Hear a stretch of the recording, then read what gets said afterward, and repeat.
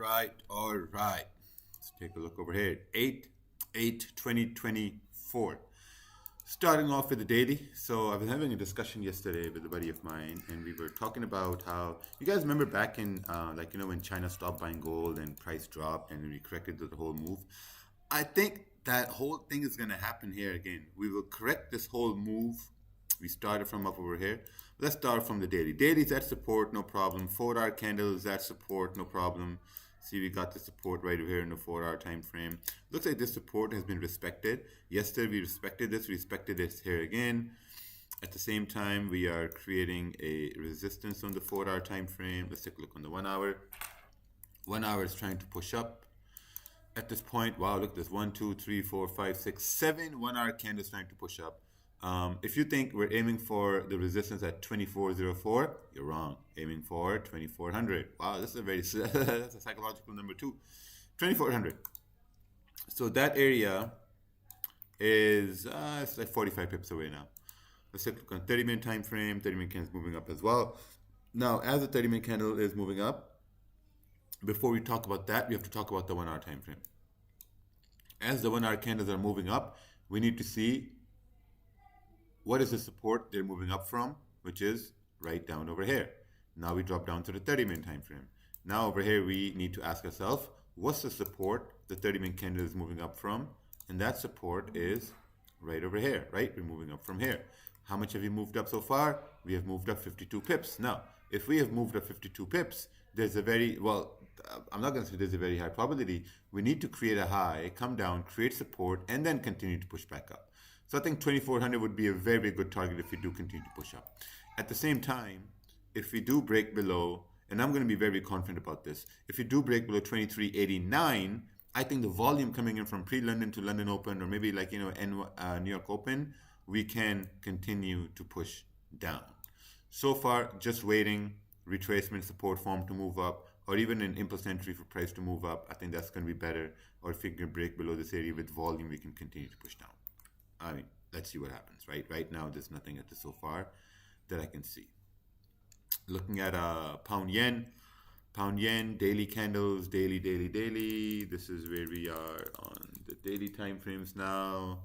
The daily is creating a support. I want to see if there's still that wild volume in, pound yen or not. Now, looking at the 4-hour, we have some more information. That's the support we have. At the same time, we have a support down over here. Boom, boom, boom. And now looking at the 4-hour, let's zoom in here a little bit more. We have a resistance, which is all the way up at right over here. Right? Also, we're creating another support right down at 185. Let's take a look on the 1-hour time frame. Now looking at the 1-hour time frame, we obviously have some more information.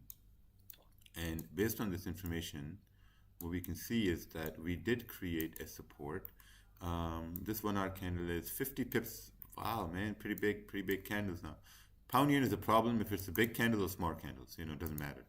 Let's take a look on the 30-minute time frame. 30 minutes creating a support. At the same time, we're creating a resistance. I think we should just switch pound yen with some other pair. But anyway, now looking at pound yen, we got these wicks over here, and this is something you can use on any currency pair, right? We got these wicks. Now we have to take a look on the 15-minute to see what these wicks basically mean. So these wicks are also support on the 15-minute time frame. So what we got over here. Let's bring this down like this. Make this a little bit thicker. Make this a little bit blue. There we go. We got the support, right, on the 15-minute. The reason why I'm looking at the 15-minute, because there's a lot of volume, so you have no choice. For starters, or someone looking at pound yen, I think it's going to be a good idea for price to break below 185, 550, because then you got this 63, 64 pip range. At the same time, if we can break above 186, 150, I mean, I want to say you have clean range, but you don't. And the reason why is because you got all this mess here to the left-hand side, right? All this mess here to the left-hand side. So if you do break and close above this area, if you do break and close above 186, 140, this is like a 44 pip range, but it's very problematic. You got these wicks. Of course, these wicks can be wick fills, which is like 23 pips. It can be wick fills, but then you got all this bullshit happening over here, consolidation. So the only way price is going to break through this area if there's going to be volume in the market. So, we'll see what happens. We'll see what happens, how price plays out there. We'll try to do a live stream today for the New York session. Yeah, I think for New York we'll do a live stream, but other than that, I think yeah, we'll just see what happens. I'm going to be looking at gold to create support to continue to push up, and yeah, just be safe. We'll probably see you at New York.